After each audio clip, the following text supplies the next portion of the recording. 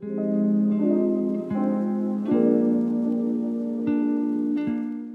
den, jmenuji se Monika Wolfová a ráda bych vám dneska nabídla byt v ulici Tibetská na pronájem. Na pronájem nabízíme zařízený byt o dispozici 2 KK a podlahové ploše 64 m2 v ulici Tibetská na Praze 6 Bokovice. Půdorys bytové jednotky disponuje obývacím pokojem se vstupem na balkon, kuchyňským koutem a jídelním prostorem, jednou ložnicí, jednou koupelnou.